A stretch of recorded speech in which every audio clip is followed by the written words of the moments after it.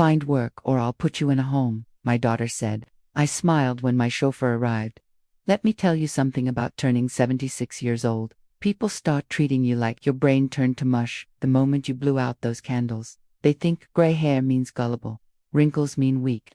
And that's exactly what my daughter Jennifer was counting on when she walked into my kitchen that Tuesday morning and tried to steal everything I'd spent 5 decades building.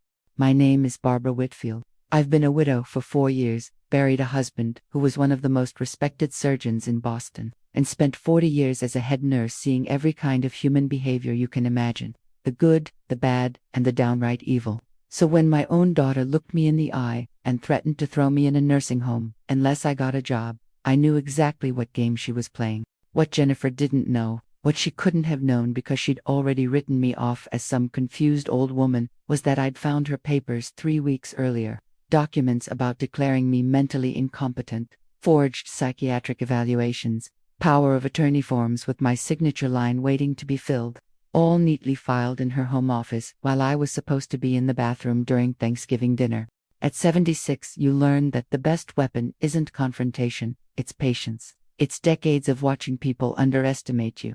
And it's knowing that the moment someone thinks you're too old to fight back is the moment you've already won. This is the story of how my daughter tried to put me away and take everything, and how this confused old woman taught her a lesson she'll never forget. If you've ever felt invisible because of your age, or watched someone you love get pushed aside, stay with me. Subscribe to this channel, because what happened next proves that we're never too old to fight back. And I want to hear from you. Drop your city in the comments. Let me know where you're watching from, because this story, it happens everywhere. Now, let me take you back to where it all started. The morning Jennifer threatened me, I'd already been awake since 4:30. That's what happens when you get to my age. Sleep becomes this light, fragile thing. But that particular morning, I was grateful for it. I heard her car pull into my driveway at 7:15, which was unusual. Jennifer lived 20 minutes away and rarely visited before noon unless she wanted something.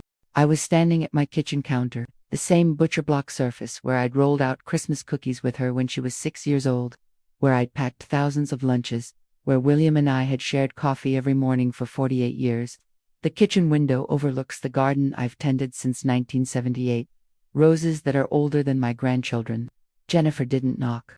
She'd had a key since college, but lately she'd been using it like she owned the place, which, I suppose, was exactly her plan. She walked in wearing her real estate agent power suit, navy blue, sharp shoulders, the kind of armor women wear when they're about to do something they know is wrong. Her heels clicked against the tile floor William and I had installed in 1989. Everything in this house has a memory. Everything has history. And she wanted to erase all of it. She told me we needed to talk. Not even a good morning first. She set her designer purse on my counter, the one Kevin bought her last year when they were still pretending they weren't drowning in debt, and crossed her arms. She said this couldn't go on. I poured myself another cup of coffee, my hands steady. 40 years of starting IVs and handling medical emergencies taught me how to stay calm when people are panicking around you. I asked her what couldn't go on. That's when she said it. I needed to find work, she told me, or she was going to have to put me in a home. For my own safety. I set down my coffee cup carefully. The mug William gave me on our 30th anniversary, the one that says "World's Best Nurse" in faded letters. I told her I didn't understand. I was retired.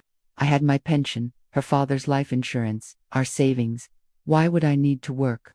Jennifer's face did this thing, this practiced expression of concern that I'd seen her use with difficult clients, patient but firm. Like she was explaining something simple to someone simple. She told me I wasn't managing well, that I forgot things, that last month I'd left the stove on, that Mrs. Patterson next door had seen me wandering around the yard at 2 a.m. in my nightgown. Every word was a lie. I've never left the stove on in my life. And Mrs. Patterson, I hadn't spoken to that woman in 6 months because she moved to Florida to live with her son. But Jennifer said it with such confidence, such conviction, that if I hadn't known better, I might have doubted myself. And that's what she was counting on. She continued, her voice dropping into this awful, syrupy sweetness. She said I was getting confused, that it happens, that I was 76, that Dad had been gone for years and I was alone in this big house. She said I needed structure, supervision, People around me who could help when I had these episodes. Episodes, that word hung in the air like poison. I'd spent decades in hospital administration. I'd seen families do this, try to declare perfectly capable parents incompetent so they could take control of bank accounts, sell houses, cash in life insurance policies. It's called elder financial abuse, and it's so common that we had mandatory training on how to spot it. The signs were textbook: isolation, gaslighting about memory problems, urgency about making legal changes, and always, always the adult child who's having money troubles. 3 weeks earlier, during that Thanksgiving dinner, I'd excused myself to use Jennifer's bathroom, but I'd taken a wrong turn on purpose, ended up in the home office she shares with Kevin. The door was open, papers spread across the desk, and because I'm nosy, no, because I'm a mother who knows when something's wrong, I looked. Brochures for Meadowbrook Senior Living, not the nice assisted living place where you have your own apartment, the other kind, the nursing home where they take people who can't manage anymore. Application papers, half filled out, my name, my date of birth, my social security number, but worse than that, tucked underneath was a psychological evaluation form, already completed, already signed by some doctor, Marcus Chen, I'd never heard of. It declared me to have progressive dementia with episodes of confusion and disorientation. It recommended immediate, supervised care for patient safety. I took photos with my phone. My grandson taught me how to do that last year, told me to always keep evidence of important documents. Smart kid. He gets that from my side of the family. There was more. Power of attorney documents, financial statements from my bank. How did she get those? And a handwritten note in Kevin's messy scrawl about how once they got the house sold, they could clear the gambling debt and still have $400,000 left over. That I'd never know. I stood in Jennifer's kitchen that Tuesday morning, looking at my only daughter, and felt something break inside me. Not my heart, that had already cracked when I found those papers. What broke was the last thread of hope that maybe I'd misunderstood, that maybe there was some innocent explanation. I asked her what kind of work she had in mind. I was 76 who was going to hire me. She waved her hand dismissively. She said she didn't know, maybe volunteer somewhere, just something to keep me occupied, give me structure. Otherwise, she told me, she was going to have to make some hard decisions, for my own good, for your own good. The 4 most dangerous words in the English language when it comes to stealing someone's autonomy. That's when the doorbell rang. Jennifer's head snapped toward the sound, confused. I wasn't expecting anyone, at least that's what she thought. I smiled at her, the same gentle smile I'd used when she was a teenager trying to sneak past curfew and thought I wouldn't notice. I told her that must be Thomas. She looked confused, asked who Thomas was. I said pleasantly that he was my driver, that she was right, I did need structure. So I'd arranged to volunteer at Children's Hospital 3 times a week, consulting on pediatric care protocols. Thomas was retired FBI. A lovely man her father had known from the country club. He was going to drive me since she was so concerned about my abilities. I opened the door. Thomas stood there in his neat black suit, 72 years old and sharp as a tack, former special agent, now doing private security and transportation for people who needed discretion. We'd met for coffee 4 days ago, right after I'd called Daniel Preston. Daniel Preston, William's lawyer and friend for 30 years, specialist in elder law. The first person I called after finding those papers at Thanksgiving. Jennifer stood in my kitchen, her mouth literally hanging open, as Thomas tipped his hat to her, and I picked up my purse. I told Jennifer I'd be back by 2. I thanked her so much for her concern, called her sweetheart, told her she'd inspired me to really stay active in my golden years. As Thomas held the car door open for me, I glanced back. Jennifer was still standing there, frozen, her careful plan already starting to crack. What she didn't know was that the night before, I'd had a full neurological evaluation at Mass General. Perfect cognitive function, perfect memory, perfect everything. Dr. Sarah Chen, no relation to the fake doctor who'd signed those fraudulent papers, had been appalled when I explained why I needed such comprehensive testing. She told me I was sharper than most people half my age. That what my daughter was attempting wasn't just unethical, it was criminal. I smiled in the back seat of Thomas's car as we pulled away from my house. They think age means helpless. They think 76 means I've forgotten how to fight. The Children's Hospital wasn't just cover. I actually went there 3 times a week, reviewed pediatric protocols, mentored young nurses, who reminded me of myself 50 years ago. It felt good to be useful again, to be seen as competent instead of confused. But the real work happened in the hours between. Daniel Preston's office was in downtown Boston, in one of those old brownstones that lawyers seem to favor. Mahogany paneling, leather chairs that had been sat in by 3 generations of clients. Daniel was 71, silver-haired, sharp-eyed. He'd handled William's estate after the heart attack, had known our family for decades. When I called him the day after Thanksgiving and told him what I'd found, he went completely silent for a full minute. Then he told me to come in immediately and bring everything. That first meeting, I spread those photos across his desk, the nursing home brochures, the fake psychiatric evaluation, the power of attorney documents, Kevin's handwritten note about the gambling debts. Daniel put on his reading glasses and studied each image with the intensity of a man who'd seen every kind of family betrayal there was. He looked up at me and said this was one of the most clear-cut cases of attempted elder abuse he'd seen in 40 years of practice. That what Jennifer and Kevin were planning wasn't just morally reprehensible, it was felony-level criminal activity. Financial exploitation of an elderly person. Fraud, possibly forgery if they'd faked my signature anywhere. In Massachusetts, he told me, this could mean serious prison time. But here's what Daniel explained that most people don't understand. Even with all this evidence, even with me being completely lucid and capable, fighting this kind of thing is brutal. Because the moment Jennifer filed for emergency guardianship, which is what she was clearly planning, I'd be caught in the system. There would be court hearings, evaluations, delays, and during all of that, she could freeze my accounts, make decisions about my healthcare, even force me into that nursing home temporarily while everything got sorted out. The process itself becomes the punishment. By the time you prove you're competent, months have passed. Your life has been torn apart. Your reputation damaged. People in town whispering about how sad it is, how Jennifer had no choice but to step in. Daniel told me we needed to be proactive, aggressive. We needed to document everything, prove my competency beyond any shadow of doubt, and most importantly, catch them in the act. So that's what we did. The neurological evaluation at Mass General was just the beginning. Daniel arranged for a complete geriatric assessment, cognitive function, physical capability, financial management skills, everything. I spent 6 hours being tested by specialists. Memory tests, problem-solving exercises, balance and coordination assessments. They even had me manage a mock household budget and explain complex medical scenarios from my nursing career.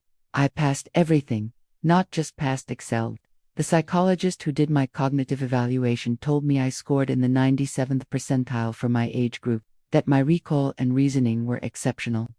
She asked me if I did crossword puzzles or played chess, seemed almost disappointed when I told her I just read a lot and stayed curious about the world. But tests weren't enough. Daniel said we needed evidence of what Jennifer was actually planning. We needed her to incriminate herself. That's where Thomas came in handy. Turns out, 30 years in the FBI means you know people. People who install security systems. People who understand surveillance. People who know how to document things properly so they hold up in court. Thomas came over one afternoon while Jennifer was at work. We walked through my house together, and he pointed out places where small cameras could be installed. Nothing in bathrooms or bedrooms that would be illegal. But the kitchen, the living room, the front hallway, my home office, places where conversations happened, where Jennifer came to visit. I asked him if it was legal to record in my own home. He assured me that in Massachusetts, as long as one party to the conversation consents, and that party was me, it was perfectly legal.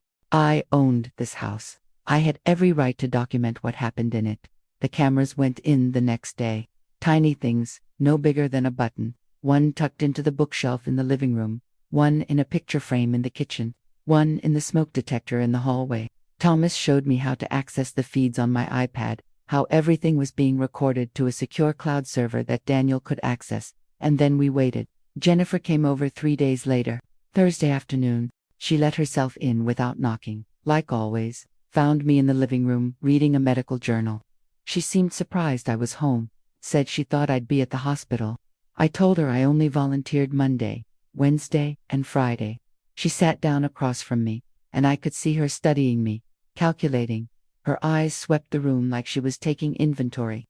already planning what furniture she'd sell, what she'd keep. She started casual, asked how I was feeling, if I was sleeping okay, if I was keeping up with my bills, each question designed to sound concerned but actually fishing for signs of incompetence. I answered everything cheerfully, specifically, told her about the article I was reading about new pediatric cardiac protocols, mentioned I'd just paid my property taxes, that the investment account was doing well, that I'd scheduled my annual physical for next month. I watched her frustration grow. She needed me to be confused. She needed evidence. Then she shifted tactics. She told me she'd been talking to her brothers, my other 3 children, about their concerns regarding me, that they'd all agreed I seemed different lately, slower, more forgetful, that maybe it was time to think about making some changes. That was a lie. I'd had lunch with my son Michael just 2 days before. He'd told me I seemed great, asked if I wanted to go hiking with him and his kids next weekend. My other sons, David and Robert, called me every week. Nobody was concerned, because there was nothing to be concerned about. But Jennifer sat in my living room and lied to my face. She said the family had discussed it and thought maybe I should consider selling this big house, that it was too much for me to maintain, that the money could go towards somewhere smaller, somewhere with support services. She even had the nerve to pat my hand and say she'd help me look at places, nice places, where I wouldn't have to worry about anything. I asked her which places she had in mind. Really curious, I told her. Engaged, like this was a perfectly reasonable conversation. She fumbled. Said she'd been researching, that there were several good options. Then she mentioned Meadowbrook Senior Living. My blood went cold, but I kept my face pleasant and interested. That was the nursing home from the brochures I'd found. The expensive one where they lock the dementia patients in because they wander. I told her I'd think about it, that it was a big decision.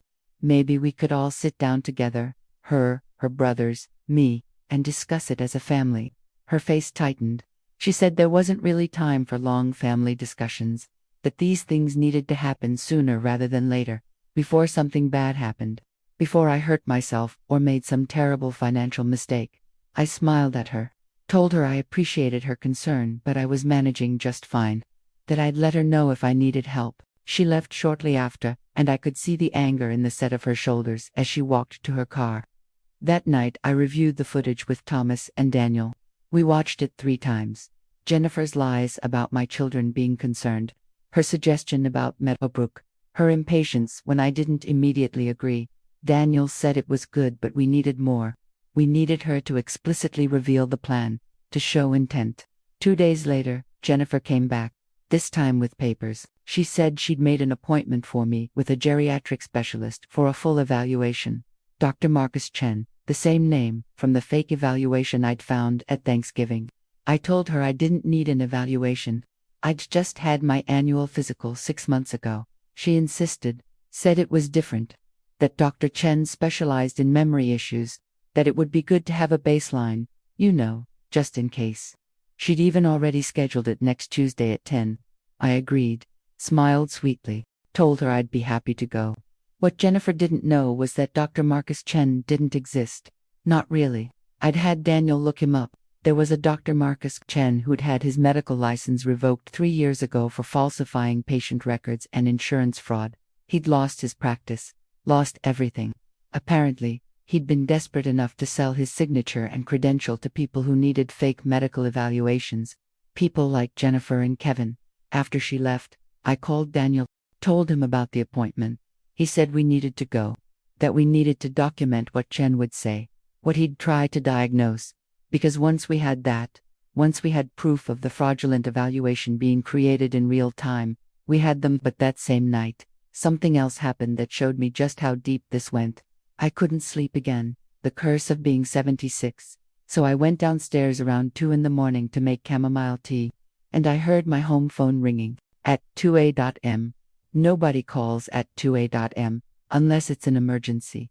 I answered. It was Kevin, my son-in-law. He sounded drunk, his words slurring together. He told me he knew what I was doing, that he knew I'd been to lawyers, that I'd hired that driver. He said I was making this harder than it needed to be, that if I just cooperated, just signed the papers, everything could be easy. Nobody had to get hurt. But if I kept fighting, he said, things could get complicated. Old people fall downstairs, they have strokes, Accidents happen. Then he laughed and hung up. I stood in my dark kitchen, holding the phone, and realized this wasn't just about stealing my money anymore. After Kevin's phone call, I didn't sleep at all that night. I sat in William's old recliner, the one I still can't bring myself to get rid of, and watched the sun rise through the bay window.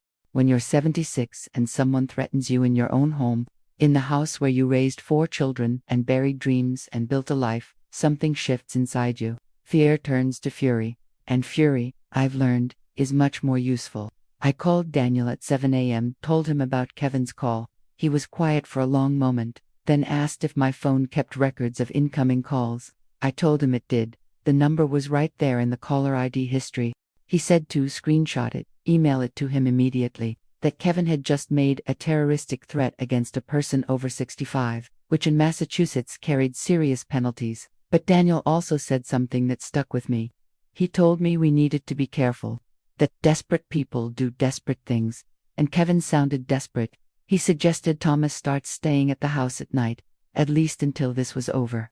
I hated that idea, hated needing protection in the home where I'd lived safely for 48 years, but I agreed. The appointment with the fake Dr. Chen was scheduled for that Tuesday. I had 4 days to prepare, 4 days to decide how to play this. Daniel wanted to confront them immediately with the threat, file charges, get restraining orders, blow the whole thing wide open. But I told him no. Not yet. Because here's what I'd learned in 4 decades of nursing: people reveal their true selves when they think they're winning, when they think you're weak and beaten and they've already won. I wanted Jennifer and Kevin to think they had me. I wanted them to get sloppy, overconfident, because overconfident people make mistakes. So I decided to give them exactly what they wanted: a confused, frightened old woman. Jennifer came over Saturday morning. I was in the garden, pruning my roses, the same roses I'd planted when she was in middle school. She walked up the path and I could see the calculation in her eyes, trying to figure out if Kevin had told me about the phone call, wondering if I knew. I smiled at her warmly, called her sweetheart, asked if she wanted some iced tea. She said yes, followed me into the kitchen. I poured 2 glasses and made sure my hands shook just slightly. Not too much, just enough for her to notice, enough to make her think maybe the stress was getting to me. I asked her about the appointment on Tuesday, told her I'd been thinking about it and I was a little nervous, that I'd never been to a memory doctor before. What if they found something wrong? Jennifer's face softened into false sympathy. She patted my hand and told me not to worry, that it was just routine, that Dr. Chun was very kind, that he specialized in helping older people understand what was happening with their memory. The way she said it, helping older people understand it, made my skin crawl. Like I was a child who needed things explained slowly. I told her maybe she was right, that maybe I had been forgetting things. I mentioned that I couldn't remember if I'd taken my blood pressure medication that morning, asked her if she'd seen my reading glasses, said I kept losing them. Her eyes lit up. This was what she'd been waiting for. Evidence of confusion. She asked if I was having trouble with other things too. Trouble remembering appointments, managing bills. I told her maybe, yes. Now that she mentioned it, that sometimes the days seemed to blur together, that I'd gotten confused last week about whether it was Wednesday or Thursday. I watched her practically vibrate with satisfaction. She pulled out her phone and made a note, told me she'd document everything so we could tell Dr. Chen on Tuesday, so he'd have a complete picture. After she left, I felt sick. Lying came naturally in this context, but pretending to be incompetent, watching my own daughter take pleasure in my supposed decline, it was like swallowing poison. Thomas came over that afternoon to start his overnight security detail. He'd set up a cot in the guest room, told me he was a light sleeper and I shouldn't worry. If anyone came near the house, he'd know. I asked him if he thought I was crazy for not just going to the police immediately, for playing this game. He told me that in his 30 years with the FBI, the cases that stuck were the ones where they let the criminals hang themselves. That patience was hard, but it was how you built an airtight case. No wiggle room, no plea deals, just cold, hard evidence that buried them. Monday night, the night before the fake doctor appointment, Jennifer called. She said she'd pick me up at 9:30, that Kevin would come too, for support, that I shouldn't worry about anything. The fact that Kevin was coming confirmed what I suspected. He wanted to be there, wanted to see me get diagnosed as incompetent, wanted to watch his plan come together. I told Jennifer that sounded wonderful, that I appreciated them taking such good care of me. After I hung up, I texted Daniel the plan. He'd already hired a private investigator to follow us, to document everything. He'd also done more digging on Dr. Marcus Chen. The man lived in a rundown apartment in Dorchester, hadn't worked as a real doctor in 3 years, was $60,000 in debt. When people like Jennifer and Kevin came along offering cash to sign fake evaluations, he probably couldn't believe his luck. Tuesday morning, I dressed carefully, a floral blouse that Jennifer bought me 5 Christmases ago, comfortable slacks. I did my hair, but left it a little messy, put on minimal makeup. I wanted to look like someone who wasn't managing quite as well as she used to. Jennifer and Kevin arrived exactly at 9:30. Kevin stayed in the car. He'd barely looked at me since that threatening phone call. Probably couldn't meet my eyes. Jennifer came to the door, took my arm like I was fragile, asked if I had my insurance card. The drive to Dr. Chen's office took 20 minutes. It was in a strip mall in Quincy, between a nail salon and a tax preparation service. Not exactly where you'd expect to find a geriatric specialist. The waiting room was nearly empty, just one other elderly woman who looked genuinely confused about why she was there. We sat down and Jennifer filled out forms for me. Medical history, insurance information, symptoms. I watched her check boxes I'd never experienced. Memory loss, confusion, difficulty with daily tasks, wandering, each lie documented in her neat handwriting. When Dr. Chen called us back, I understood immediately why he'd lost his license. He barely looked at me, didn't shake my hand, just gestured toward a chair in his dingy office, and started asking scripted questions. He asked me what year it was, what city we were in, who the president was, basic orientation questions that a first-year medical student could recite.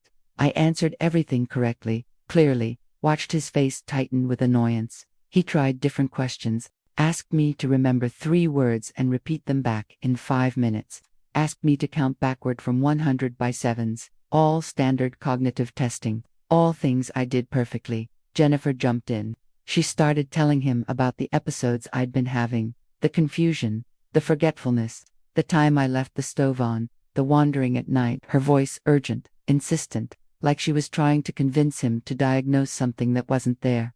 Chen nodded along, made notes. Then he asked me about my medications. I told him about my blood pressure medication, my thyroid supplement. He asked if I ever got confused about taking them, and this is where I made my performance count. I hesitated, looked uncertain, told him that sometimes yes, I wasn't sure if I'd taken them or not, that the bottles looked the same, that Jennifer had to help me organize them into one of those weekly pill containers.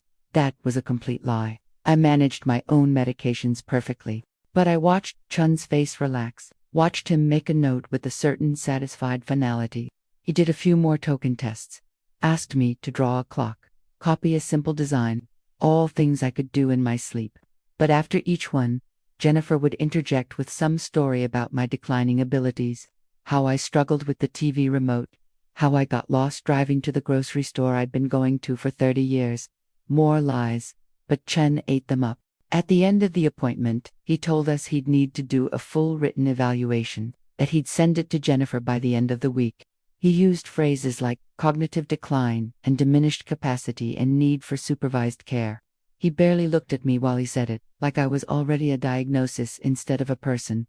Jennifer thanked him profusely, made another appointment for a follow-up in 2 weeks, paid in cash. I noticed that. No credit card trail. No insurance claim.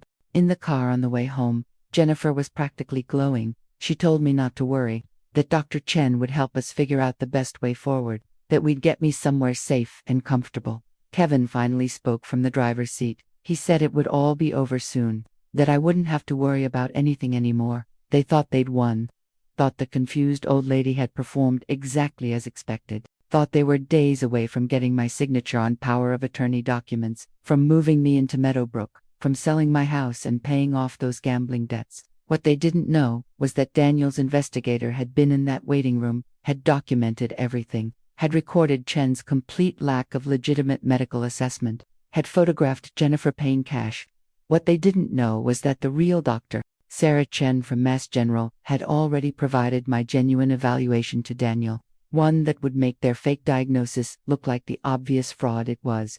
What they didn't know was that at 76 years old, I'd spent 4 decades watching people underestimate patients, dismiss concerns, overlook symptoms because they weren't paying attention.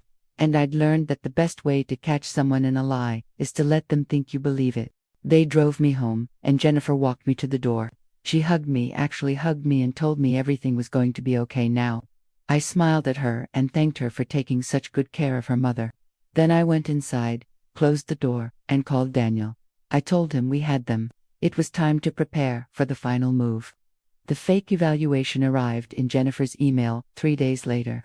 I know because she forwarded it to me, like she was doing me a favor by keeping me informed about my own supposed mental decline.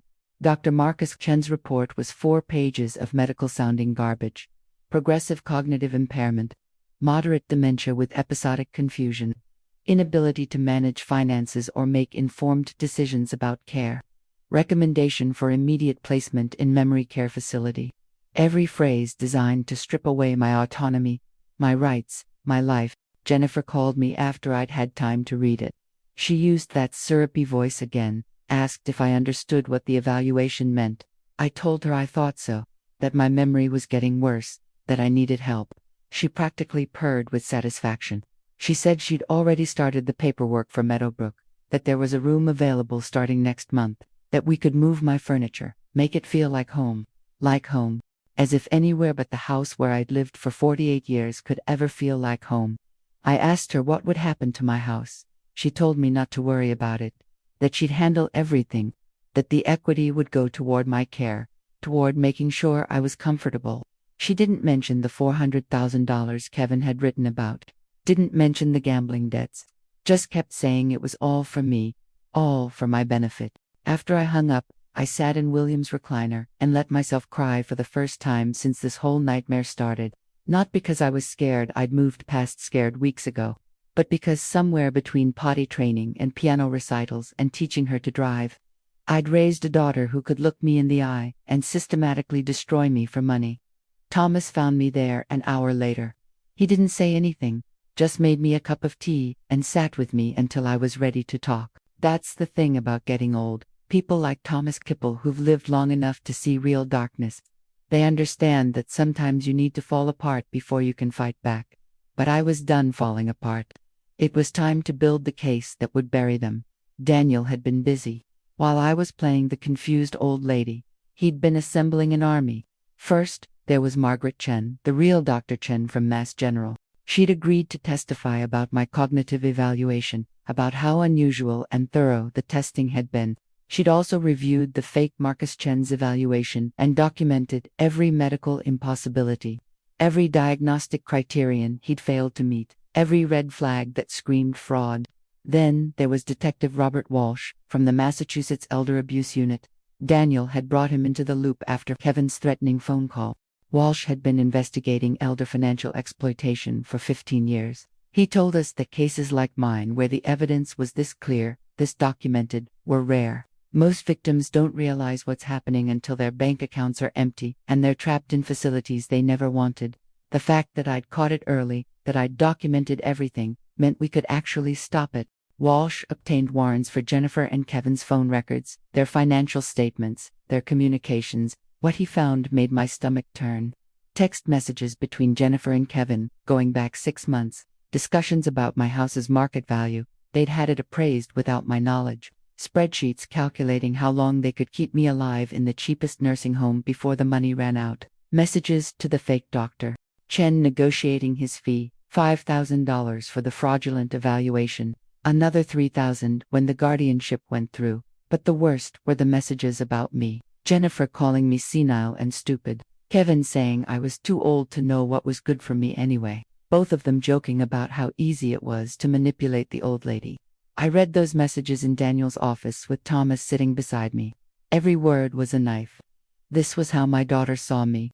Not as the woman who'd sat up with her through chickenpox and heartbreaks. Not as the nurse who'd worked double shifts to pay for her college. Just as an obstacle to money. An inconvenience to be removed. Daniel also found something else. Jennifer had been stealing from me for almost a year. Small amounts at first, $200 here, $500 there.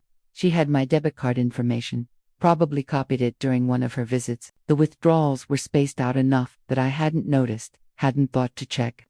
Over 11 months, she'd taken almost $34,000. Detective Walsh said that, with the evidence we had, they could file charges for elder financial exploitation, fraud, attempted guardianship fraud, theft, and potentially conspiracy. Jennifer and Kevin were looking at serious prison time. But Walsh also warned me about something I hadn't considered. He said that cases like this often tear families apart permanently, that even my other children, Michael, David, Robert, might struggle with seeing their sister prosecuted, that criminal proceedings would be public, painful, and drawn out. He asked me if I was sure I wanted to go this route, if I'd considered just exposing them privately, cutting them off, protecting myself without involving the law. I looked at this detective who'd probably asked dozens of elderly victims the same question, who'd probably watched too many of them back down because they couldn't bear to destroy their own children. I told him I was absolutely sure, because this wasn't just about me anymore. It was about every other elderly person whose family saw them as a bank account instead of a human being. Every grandmother who got shoved into a home against her will. Every senior citizen who got gaslit into thinking they were crazy when they were perfectly fine. Jennifer needed to face consequences. Real ones. Over the next 2 weeks, we built the case meticulously. Daniel prepared guardianship papers of my own, documents proving my competency, my ability to make decisions, my clear wishes about my care. We filed them with the probate court before Jennifer could file hers. We assembled medical records going back 5 years. Perfect health except for managed high blood pressure and hypothyroidism. Regular checkups, normal labs, no prescriptions for dementia medications or psychiatric drugs. Dr. Margaret Chen's comprehensive evaluation, statements from my other doctors. We collected financial records showing I'd managed my money perfectly for 4 years since William's death. Investment statements, tax returns, bills paid on time, no missed payments, no suspicious transactions except for Jennifer's theft. We gathered the surveillance footage from my house. Every visit where Jennifer had lied to my face. Every conversation where she'd planted seeds of doubt about my mental capacity. Her paying cash to the fake Dr. Chen. And we documented the fake Marcus Chen thoroughly. Daniel hired a forensic document examiner who analyzed his evaluation and identified at least 12 violations of medical standards. Walsh found 3 other elderly victims Chen had evaluated in the past year, all with similar fraudulent diagnoses, all whose families had subsequently taken control of their finances. But we needed one more thing. We needed Jennifer to incriminate herself one final time, to show beyond any doubt that this was intentional, calculated, malicious. So Daniel crafted a plan, a trap, really. He had me call Jennifer and tell her I wanted to have a family meeting, all my children together, to discuss the evaluation results and what should happen next. I told her I'd been thinking about everything and I wanted everyone's input. Jennifer agreed immediately. She probably thought it was the perfect opportunity to get all my kids on board, to present a united front, to pressure me into signing the papers while everyone watched. She had no idea what was actually going to happen at that meeting. Thomas and I spent an evening preparing my house. More cameras, these ones visible. A laptop set up in the dining room where Daniel could video conference in. Printed copies of evidence stacked neatly in folders, one for each of my children. I called Michael, David, and Robert separately. Told them I needed them to come over on Saturday. That it was important. They all agreed without question. None of them had any idea what Jennifer had been planning. To them, she was still their successful real estate agent sister who visited Mom regularly. They had no clue. Friday night, the night before the meeting, I couldn't sleep again. I walked through my house in the dark, touching furniture that held decades of memories. The dining table where we'd had thousands of family dinners. The mantel where school photos progressed from gap-toothed grins to graduation caps. The kitchen where I'd taught all 4 of my children to make my mother's chocolate cake recipe. Jennifer wanted to take all of this from me. Wanted to erase me from my own life. I stood at the window and watched the sun come up over the garden. The roses were blooming. Deep red ones that William had planted for our 25th anniversary. He'd been gone for years, but those roses kept coming back, kept blooming, kept proving that some things endure. At 76, I was about to do the hardest thing a mother can do. I was about to destroy my own daughter's life to save my own. But as the morning light filled my kitchen, I realized something. Jennifer had made her choice when she decided I was worth more to her dead, or institutionalized, than alive and free. She'd made her choice when she faked medical documents and planned to lock me away. I was just making sure she faced the consequences. Saturday morning arrived, cold and bright. October in Boston, the kind of day where the leaves are peak colors and the air smells like wood smoke and change. I'd always loved this time of year. William and I used to take long drives through the countryside, stop at farm stands for apples and cider. Now I stood in my kitchen making coffee for the meeting that would either save my life or destroy what was left of my family. Thomas had stayed overnight again, was positioned in the guest room with a clear view of the driveway. Daniel would be on video conference from his office, ready to interject if needed. Detective Walsh was on standby. Everything was in place. Michael arrived first, at 10:30. My oldest son, 52 years old, with William's eyes and my stubbornness. He worked as an architect, had 3 kids of his own, lived 40 minutes away in Newton. He hugged me at the door and asked what this was all about. I told him we'd wait for everyone else. David came next, then Robert, my 3 sons, all successful, all married, all with children who called me grandma and sent me crayon drawings. They settled into the living room with coffee, making small talk about work and kids and the Patriots' chances this season. Normal family conversation. They had no idea what was coming. Jennifer arrived last, at 11 sharp. Kevin was with her, wearing sunglasses, even though we were indoors, probably hiding the evidence of whatever he'd been drinking or gambling away the night before. Jennifer had a leather portfolio under her arm, undoubtedly the papers she wanted me to sign, the power of attorney documents, the Meadowbrook admission forms. She greeted her brothers with hugs and smiles, played the dutiful daughter so perfectly that if I hadn't known better, I would have believed it myself. Once everyone was settled, Jennifer took charge. She always had been the take-charge type, even as a little girl.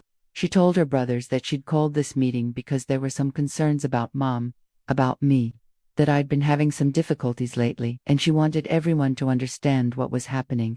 Michael interrupted her, asked me directly if I was okay, if something was wrong. Before I could answer, Jennifer jumped in. She said I probably didn't realize how serious things had gotten.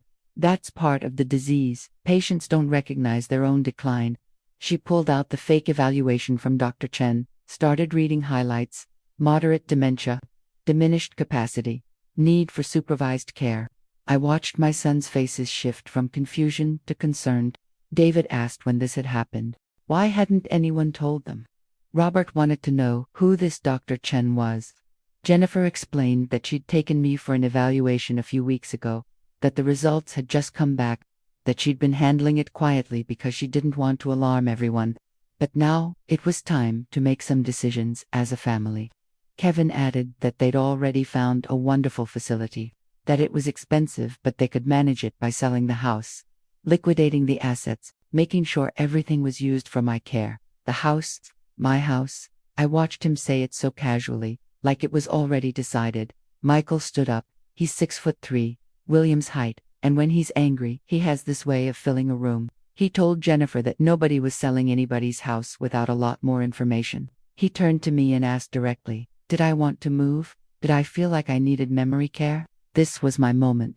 The moment where I either let Jennifer's lies stand or I burned everything down. I told my sons I had something to show them. I handed each of them a folder, thick folders, carefully organized by Daniel. I told them to start with the first section, my real medical evaluations from Mass General, the comprehensive cognitive testing, the neurological assessment, the statement from Dr. Margaret Chen certifying that I was in excellent mental health for my age.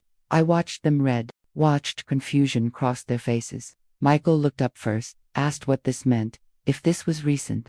I told him it was from 3 weeks ago, 2 weeks after Jennifer's evaluation with the fake Dr. Chen. Jennifer's face went white. She tried to say something about second opinions, about how different doctors see different things, but I held up my hand. I told my sons to look at the second section, the surveillance footage, printed transcripts of Jennifer's visits, her lies about Mrs. Patterson seeing me wander at night, when Mrs. Patterson had moved to Florida months ago, her claims that they'd all expressed concerns about me, when none of them had said any such thing, her coaching me to act confused before the appointment with Chen. David was reading faster now, his face getting redder. Robert had reached the section about Jennifer's text messages. The ones where she called me senile and stupid. Where she and Kevin calculated how much money they'd have left after the cheapest nursing home. Then Michael got to the financial records. The $34,000 Jennifer had stolen over 11 months. The evidence of her accessing my accounts without permission. The room went completely silent. Jennifer started to speak. Started to say this was all a misunderstanding. That I was confused. That I'd gotten everything mixed up. That this was exactly the kind of paranoid thinking that proved I needed help. That's when I started the video conference with Daniel. His face appeared on my laptop screen, professional and stern in his law office. He introduced himself, reminded everyone that he'd been William's attorney for 3 decades, that he specialized in elder law, and that what he was about to tell them was both his legal opinion and a warning. Daniel explained that Jennifer and Kevin had committed multiple felonies, elder financial exploitation, which in Massachusetts carried up to 10 years in prison, fraud, specifically falsifying medical documents to obtain guardianship, theft, conspiracy. He listed each charge methodically, clinically, like the experienced attorney he was. He told them that the fake Dr. Marcus Chen was currently under investigation by the State Medical Board and the District Attorney's Office, that he'd identified at least 3 other elderly victims, that Chen was cooperating with prosecutors in exchange for a reduced sentence, and that he'd already given a statement about Jennifer and Kevin paying him $5,000 for the fraudulent evaluation. Jennifer tried to interrupt, tried to claim that Daniel was biased, that he was putting ideas in my head, that I was being manipulated. She looked at her brothers desperately, begging them to see that this was all some terrible mistake. But I held up my phone, played the recording of Kevin's 2 a.m. call, his drunken threat, his claim that old people have accidents, that they fall downstairs. Michael moved toward Kevin so fast that Thomas actually stepped out from the hallway, ready to intervene. But Michael stopped himself, stood there shaking with rage. He told Kevin to get out of his mother's house. Now, Kevin didn't argue. He practically ran for the door. Jennifer tried a different approach. She started crying, told her brothers that she'd only been trying to help, that she was worried about me, that maybe she'd made some mistakes, but her intentions were good. She just wanted to make sure I was safe and cared for. Robert, my quiet middle son who rarely raised his voice, asked her about the $34,000. Asked her about the text messages, joking about manipulating the old lady. Asked her how stealing from her own mother was about keeping her safe. Jennifer had no answer. David asked me what I wanted to do. If I wanted to press charges, call the police. I told them that Detective Walsh from the Elder Abuse Unit was already involved. That warrants had been issued, that Jennifer and Kevin would be arrested within the week, that I hadn't made this decision lightly, but I'd made it firmly. I explained to my sons that this wasn't just about me, that elder abuse happened every day in Massachusetts, across the country, that families warehoused parents in nursing homes to get at their money, that seniors got gaslit into thinking they were incompetent when they were fine, that someone needed to take a stand. Jennifer looked at me then, with something I'd never seen in her eyes before. Pure hatred. She told me I'd regret this, that I was destroying the family, that her children, my grandchildren, would grow up knowing their grandmother sent their mother to prison. I told her quietly that she'd destroyed the family the moment she decided money was more important than her mother's autonomy, the moment she falsified documents to lock me away, the moment she stole from me while pretending to care. Michael told Jennifer to leave. She grabbed her portfolio, those unsigned power of attorney documents that would never be signed, and walked out, slammed the door hard enough to rattle the pictures on the wall. After she left, my 3 sons sat with me for hours. They asked questions. They read through all the evidence. They struggled with the reality that their sister had done this. They apologized for not seeing it, for not checking in more, for assuming everything was fine. But they also told me they supported me completely, that pressing charges was the right thing to do, that they'd testify if needed, that they'd make sure I never had to worry about being vulnerable again. David mentioned something that I hadn't even considered. He said that Jennifer had put all of us at risk, that if she'd succeeded in getting guardianship over me, if she'd gotten control of my money, what would have stopped her from going after their inheritances next, from finding ways to manipulate other family members? He was right. This kind of greed doesn't stop. It only grows. Detective Walsh came by that evening, took formal statements from me and my sons, showed us the arrest warrants for Jennifer and Kevin. explained what would happen next: arraignment, bail hearings, probably a plea deal offer that we should absolutely refuse. He also told me something that stuck with me. He said that in his 15 years working elder abuse cases, he'd never seen a victim fight back this effectively.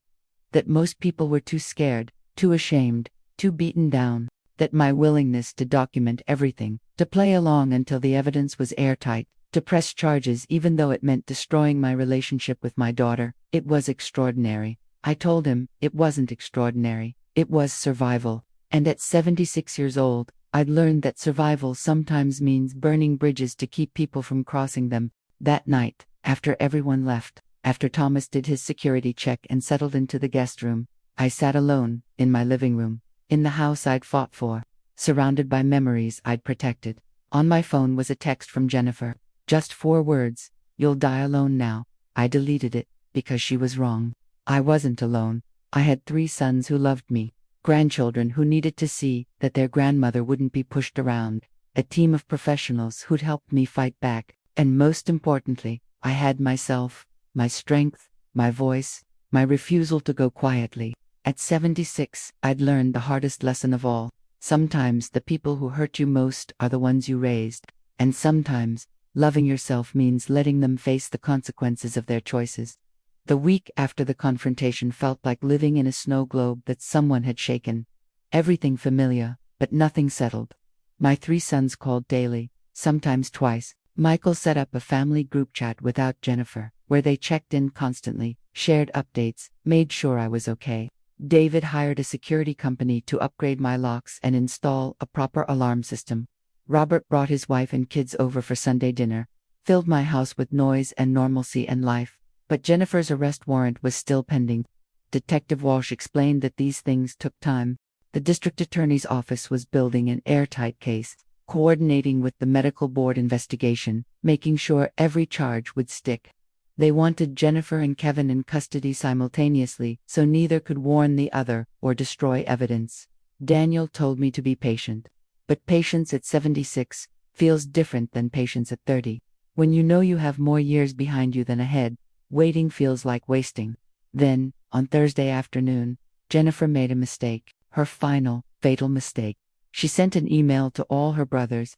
I wasn't copied on it, but Michael forwarded it to me within minutes. In it, Jennifer claimed she was the real victim, that I'd been manipulated by Daniel, by Thomas, by everyone around me into believing lies about her, that she'd only ever tried to help her aging mother, that the so-called evidence was fabricated or taken out of context. But here's where she got sloppy.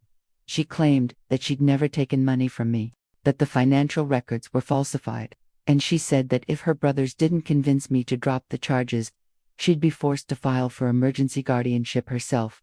She had a doctor's evaluation proving I was incompetent, and she'd use it. She was threatening me. Again, in writing. Copied 2 witnesses. Michael called me immediately. He was furious. He'd already forwarded the email to Detective Walsh and Daniel. He told me this was it. This was the proof that Jennifer knew exactly what she was doing, that she was still trying to manipulate and control. Daniel called 30 minutes later. He said the email was a gift. It showed consciousness of guilt, ongoing intent to commit fraud, and witness intimidation. The DA was moving up the timeline. Arrests would happen Monday morning. That gave us 3 days. 3 days to prepare for what came next, because once Jennifer and Kevin were arrested, once this became public record, there was no going back. Daniel suggested I prepare a statement for the family, something I could send to extended relatives. William's side, my siblings, cousins who'd known Jennifer her whole life, people who would hear about the arrest and have questions, who might take Jennifer's side without knowing the full story. I spent Friday writing it. 6 pages, single-spaced. I detailed everything, finding the papers at Thanksgiving, the fake evaluation, the stolen money, the threats. I included copies of key evidence. I explained that this wasn't a family disagreement or a misunderstanding. This was criminal elder abuse, and I'd made the decision to press charges to protect myself and others. It was the hardest thing I'd ever written, harder than William's eulogy, because that was about honoring someone I loved who died. This was about destroying someone I loved who'd betrayed me. Saturday, my sons came over. We sat around my dining table, the same table where we'd had thousands of family dinners, and talked about what Monday would bring. Media attention, potentially, definitely gossip in our social circles, court dates, the possibility of Jennifer trying to turn other family members against us. Robert asked me if I was absolutely sure, if there was any part of me that wanted to stop this before it went too far. He wasn't trying to change my mind, he clarified. He supported me completely, but he wanted to give me one last chance to back out if I needed it. I looked at my 3 sons, good men, men who'd never stolen from me, never lied to me, never tried to lock me away for money, men who'd built their own lives without trying to tear down mine. I told them I was certain that Jennifer had made her choices, and now she'd live with them. Sunday evening, Thomas and I sat in my living room going over the plan for Monday. Detective Walsh would come to the house at 8 a.m. to brief us.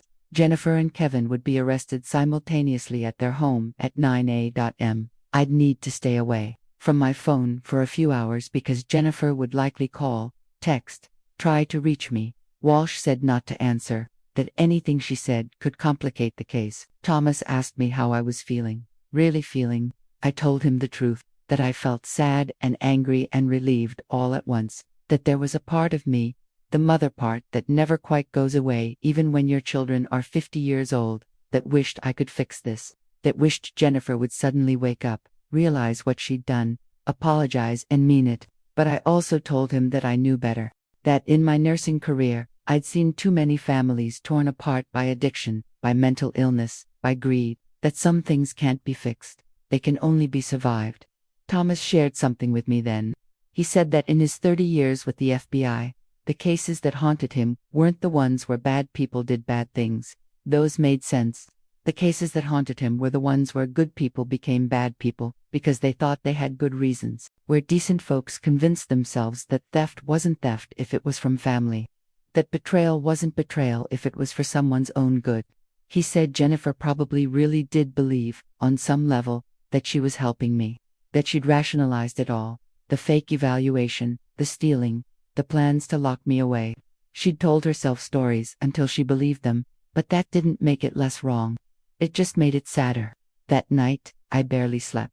I kept thinking about Jennifer as a little girl, 7 years old, losing her first tooth at the dinner table, 12 years old, winning the school spelling bee and running to hug me first, 16 years old, crying in my arms after her first heartbreak, 23 years old, radiant in her wedding dress, whispering thank you for everything as I straightened her veil. Where did that girl go? Or had she always been capable of this, and I'd just never seen it? At some point around 3 a.m., I got up and walked to Jennifer's old bedroom. I'd turned it into a guest room years ago, but some of her things were still there. Photos from high school, a shelf of books she'd loved as a teenager, a music box William had bought her in Paris when she was 15. I opened the music box. It still worked, played the same tinkling melody, and I let myself cry. Not for the daughter who'd betrayed me, but for the daughter I thought I had, for the relationship I thought we'd built, for the future I'd imagined, Jennifer caring for me in my final years the way I'd cared for her in her first ones. That future was gone now, burned up in lies and greed and forged documents, but I was still here, and I'd fought to stay here, on my terms, in my home, with my dignity intact. Monday morning came too fast and too slow. I was up before dawn, made coffee, stood in my garden watching the sunrise. The roses were still blooming, even though it was late October. Stubborn flowers, refusing to quit, even when everything said they should. Detective Walsh arrived exactly at 8. He came with another detective, a woman named Sandra Torres, who specialized in financial crimes. They sat in my living room and walked me through what would happen. At 9 a.m., officers would arrive at Jennifer and Kevin's house with arrest warrants. They'd be taken into custody, transported separately to be processed and arraigned. Bail would be set probably high, given the flight risk and the ongoing threat to me. The charges were serious enough that they'd likely be held at least overnight. Walsh told me that Jennifer would probably try to call me from the jail, that she'd definitely have someone call on her behalf, that I should not, under any circumstances, answer or respond, that anything I said could be used against me in court, could be twisted to suggest I was confused or manipulated.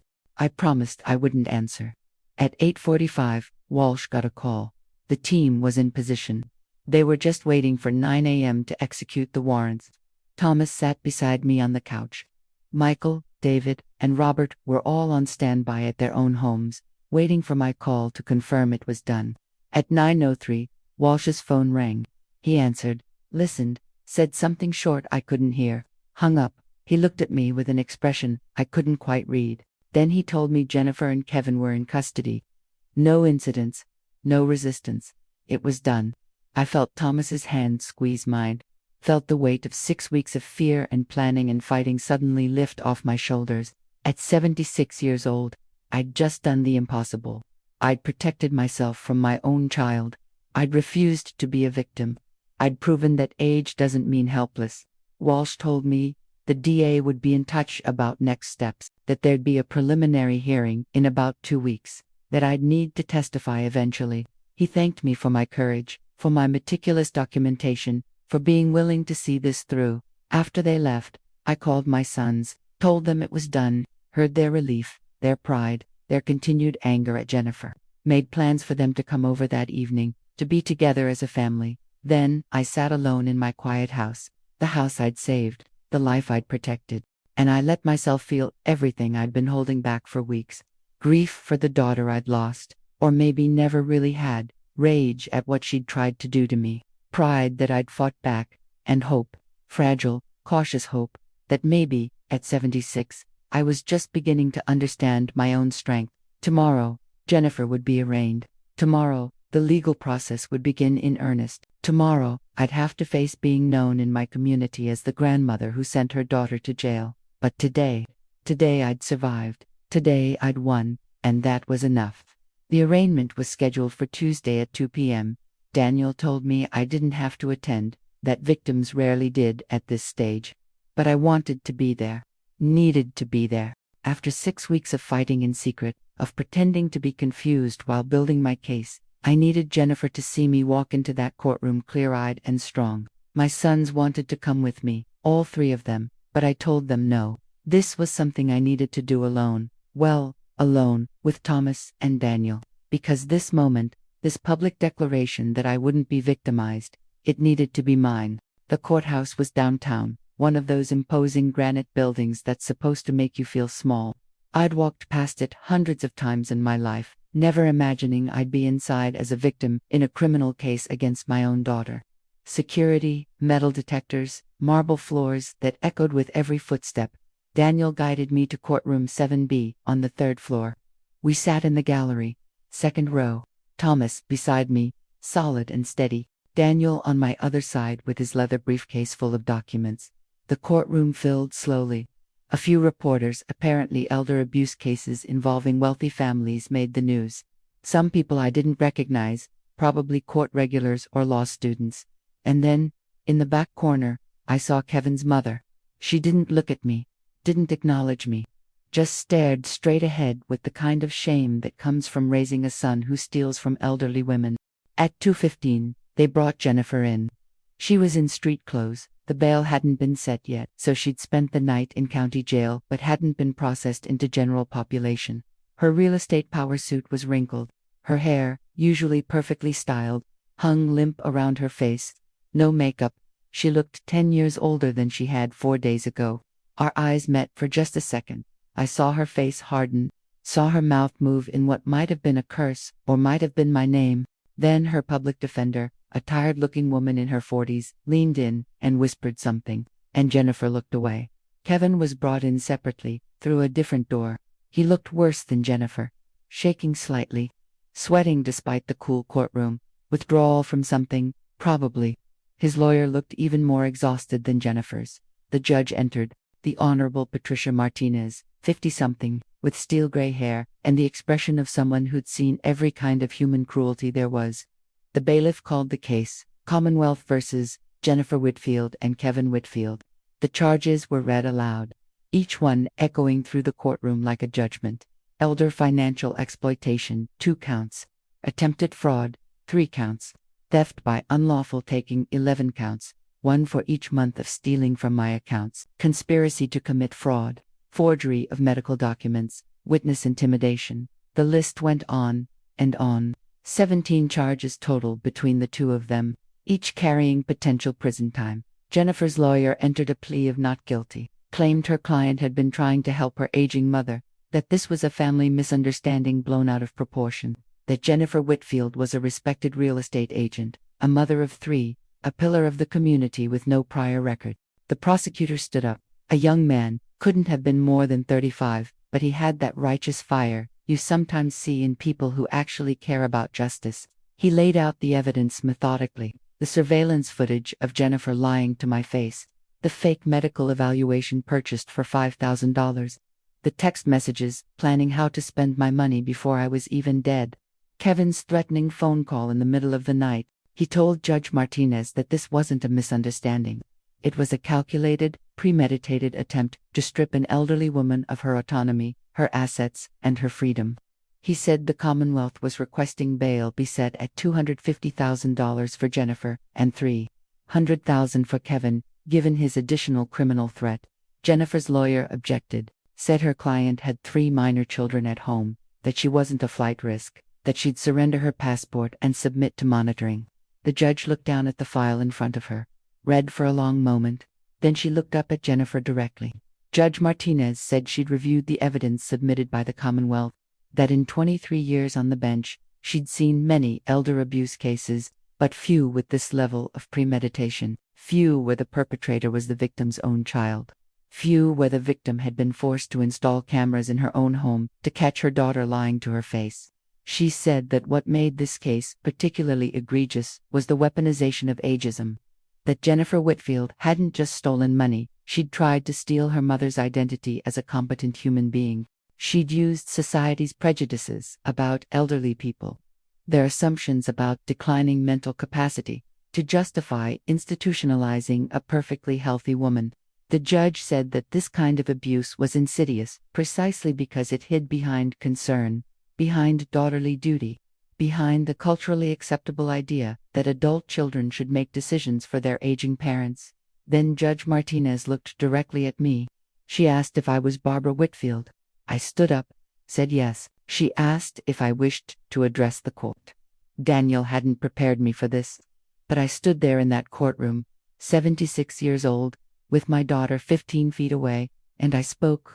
I told Judge Martinez that I'd been a nurse for 40 years, that I'd spent 4 decades caring for people, including many elderly patients whose families had abandoned them or exploited them, that I'd seen this kind of abuse from the professional side, had filed reports and advocated for patients and watched the system fail them over and over.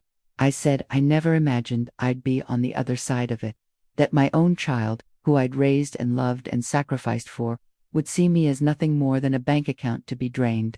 I told her about finding the papers at Thanksgiving, about the fake evaluation, about playing confused while building my case because I knew that if I didn't have ironclad evidence, I'd be the one institutionalized, that the system is set up to believe adult children over elderly parents, to assume that concerns about aging parents are legitimate even when they're manufactured. I said that I was standing here today not just for myself, but for every other senior citizen who gets gaslit by their families, every grandmother who gets told she's confused when she's perfectly clear, every elderly person who gets locked away against their will because it's convenient or profitable for their children. I told Judge Martinez that I wanted the maximum penalty allowed by law, because this needed to send a message that elderly people are not disposable, that we have rights, that we deserve dignity. When I finished, the courtroom was completely silent. Jennifer was crying, whether from shame or self-pity or just the shock of hearing her mother speak against her in open court. I couldn't tell. Kevin sat with his head in his hands. Judge Martinez thanked me. She said my testimony was powerful and would be noted in the record. Then she set bail at $300,000 for Jennifer and $400,000 for Kevin, with GPS monitoring, surrender of passports, and no contact orders with me. She said that based on the evidence, she was inclined to believe this case should go to trial rather than be pled out, that the community needed to see the consequences of elder abuse, that too many of these cases got buried in quiet settlements that protected the abusers at the expense of the victims. The hearing ended.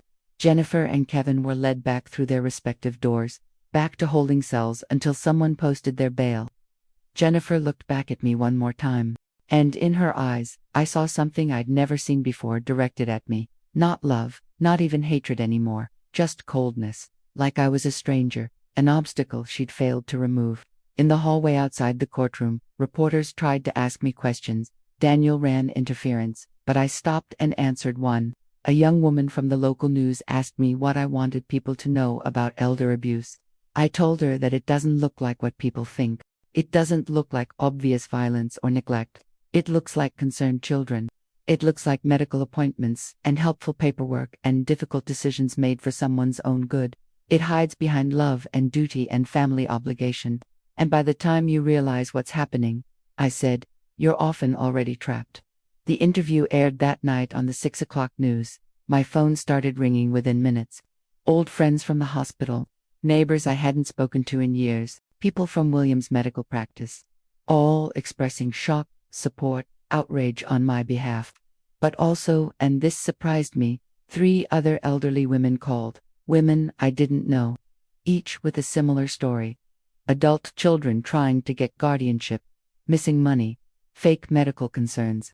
They'd seen my interview and wanted to know how I'd fought back, what lawyer I'd used, whether they could do the same thing. I gave them Daniel's number, told them to document everything, to trust their instincts, to fight back while they still could. That night, my sons came over. We ordered pizza, something we hadn't done as a family in years, and ate in the living room. We didn't talk about Jennifer, didn't talk about the arraignment, or what came next. We just spent time together, reminded ourselves that most of the family was still intact, still loving, still worth fighting for. David's youngest daughter, my granddaughter Emma, who's 7, asked where Aunt Jennifer was, why she hadn't been at Sunday dinner, why Grandma seemed sad. David told her that sometimes adults make bad choices, that Aunt Jennifer had hurt Grandma, that it was complicated, and they'd explain more when she was older. Emma climbed into my lap, all elbows and knees and fierce love, and told me she'd protect me, that nobody should hurt Grandma, that she'd fight anyone who tried. I held her close and thought about the lesson she was learning, that you stand up for people you love, that you fight back against injustice, that age doesn't diminish worth. These were good lessons, hard lessons, lessons I wished her Aunt Jennifer had learned, but some people never do. And at 76, I'd finally accepted that I couldn't save everyone, not even my own daughter. I could only save myself. The trial took 8 months to arrive. 8 months of depositions and motions and plea deal offers that Daniel helped me refuse every single time. Jennifer's lawyer tried everything, claiming I was vindictive, that I'd been manipulated by my sons, that this was a money grab by other family members who wanted to cut her out of the inheritance, each claim more desperate than the last. But the evidence didn't lie, and in the end, Jennifer took a plea deal, not because we offered a good one, but because her lawyer explained that if this went to a jury, she'd be looking at 15 to 20 years instead of the 7 they were offering, 7 years in state prison. Kevin got 9 because of the threats and his prior gambling-related offenses. They'd served their sentences separately. Their house was foreclosed. Their 3 children went to live with Kevin's sister in New Hampshire. I haven't seen my grandchildren from Jennifer in all this time. She's forbidden any contact. That hurts more than anything else she did, weaponizing those kids against me, making me the villain in their story. But my lawyer says when they turn 18, they can make their own choices. I have letters written to each of them, explaining what really happened, waiting for the day they're old enough to hear the truth. The sentencing hearing was brief. Jennifer refused to apologize, stood there in her orange jumpsuit, and told the judge she'd only been trying to help her mother, that I'd ruined her life for nothing, that she hoped I was happy now. Judge Martinez looked at her with something close to pity and said that Jennifer had ruined her own life the moment she decided her mother's money was more important than her mother's dignity. After Jennifer was led away, I walked out of that courthouse for the last time. Thomas beside me, Daniel with his hand on my shoulder, Michael, David, and Robert flanking us like honor guard, camera crews filming, reporters shouting questions. I stopped on the courthouse steps, looked at those cameras, and I said what I'd been holding inside for 8 months.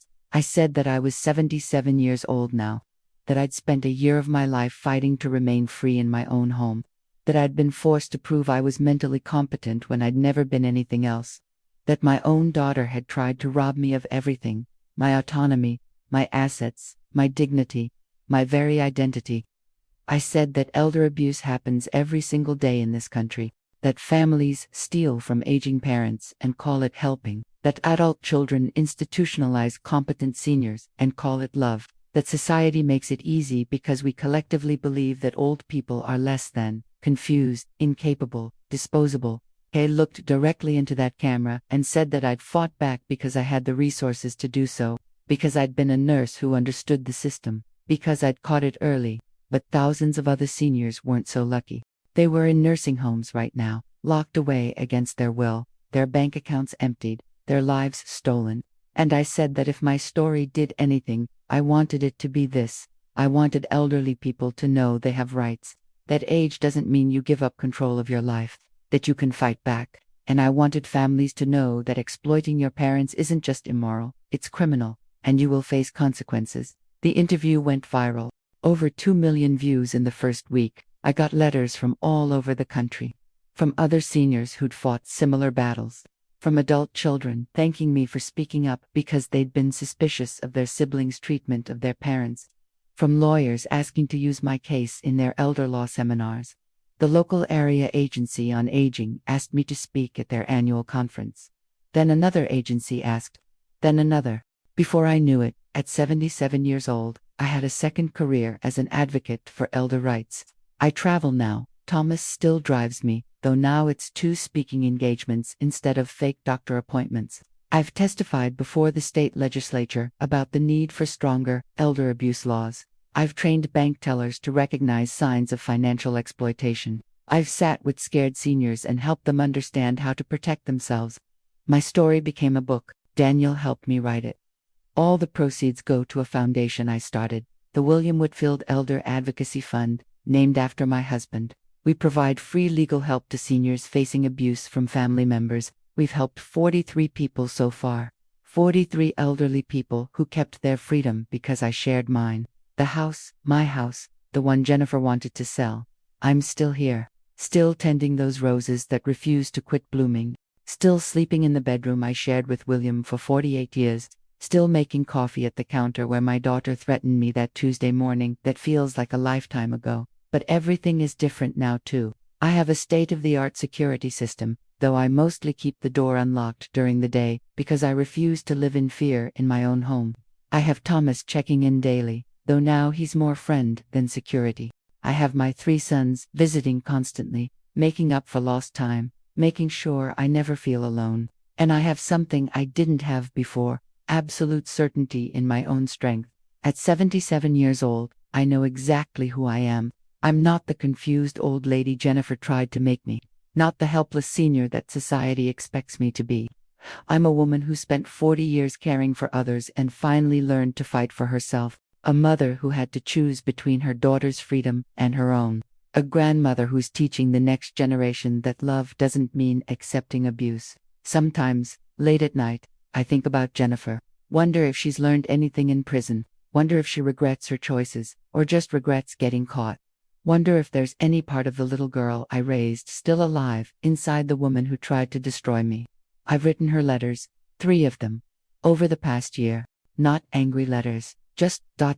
honest ones, explaining how much she hurt me, asking why, telling her that if she ever truly takes responsibility, truly understands what she did, there might be a conversation we can have someday. She hasn't written back. Maybe she never will. Maybe the daughter I thought I had never really existed. Maybe I was always seeing her through the rose-colored glasses of maternal love, missing the signs that were there all along. Or maybe people change. Maybe the combination of Kevin's gambling addiction and money stress, and her own midlife crisis turned her into someone capable of things the younger Jennifer never would have done. I don't know. And I've made peace with not knowing. What I do know is this. I'm sitting in my living room on a Sunday afternoon. The same living room where I confronted Jennifer with evidence of her betrayal. Where my sons learned their sister was a criminal. Where everything shattered and somehow, impossibly, began to rebuild. Michael's family is here. David's family. Robert's family. 13 people total, spanning for generations. The dining table is extended with all its leaves, groaning under homemade lasagna and garlic bread and salad. Kids running through the house, playing hide-and-seek like their parents did decades ago. Laughter floating from the kitchen. This is what Jennifer tried to take from me. Not just money or a house, but this family, belonging, the sound of grandchildren calling my name, the knowledge that I matter not because I have assets, but because I'm loved. My granddaughter Emma, she's 8 now, comes running up with a drawing. It's me in my garden, surrounded by roses that are as tall as I am.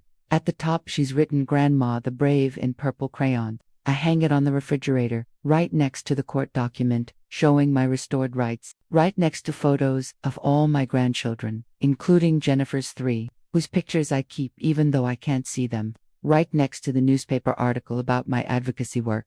These are the pieces of my life now, battle scars and victories, losses and gains, the brutal truth that sometimes the people you love most can hurt you worst, and the beautiful truth that you can survive it, you can fight back. You can build something new from the wreckage. At 77, I'm not done yet, not even close. I have speaking engagements scheduled through next year, a second book in the works about recognizing the early signs of family financial abuse, a legislative committee that wants my input on proposed elder protection laws. I'm busier now than I was at 50, more purposeful than I was at 40, more certain of my worth than I've ever been in my life. Because here's what I learned from all of this. Getting old doesn't mean getting weak. Gray hair doesn't equal gullibility. Wrinkles don't equal worthlessness. Age is just time accumulated. And with that time comes experience, wisdom, and if you're lucky, the absolute refusal to be dismissed. Jennifer thought she could manipulate the old lady, lock her away, erase her. She thought 76 meant invisible, meant powerless, meant she'd already won. She was wrong. And now every time I stand in front of a room full of seniors and tell my story, every time I help someone else recognize the warning signs, every time I prove that we're never too old to fight back, I win all over again. Thomas is here for dinner too. Of course, he's practically family now. He's teaching Robert's teenage son about chess, talking about strategy and thinking ahead, the same skills he used to help me build my case against Jennifer. After dinner, we'll all sit in the living room. We'll watch the grandkids put on some elaborate performance they've been rehearsing. We'll eat too much dessert and argue about whether to watch the game or a movie. Normal family chaos, normal family love. And later, after everyone goes home, I'll sit in William's chair and look at the life I saved, the home I fought for, the freedom I refused to surrender. I'll think about all the seniors out there right now who are facing what I faced, who are being gaslit and stolen from and institutionalized against their will.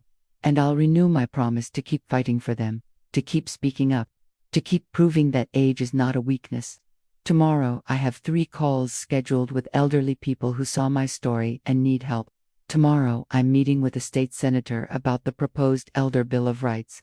Tomorrow, I'm living my life on my own terms in my own home. At 77 years old, I learned the most important lesson of my life. You're never too old to save yourself, never too old to say no, never too old to fight back. And if you're watching this from anywhere in the world, if you're young or old or somewhere in between, I want you to know this. You matter. Your voice matters. Your right to live free and make your own choices matters at 27, at 57, at 77, at 107. Don't let anyone convince you otherwise. Not even, especially not, your own family. If my story helped you, or someone you love, I'd be honored to know where you're watching from. Drop your city in the comments below. Tell me if you've seen elder abuse in your own family. Share this story with someone who needs to hear it. And please, subscribe to this channel, because there are more stories like mine that need to be told. More voices that deserve to be heard. Every grandmother, every grandfather, every senior citizen has a story. And sometimes those stories are about finding strength you didn't know you had, fighting battles you never wanted, surviving betrayals that should have destroyed you, but surviving anyway. I'm Barbara Whitfield. I'm 77 years old, and I'm just getting started.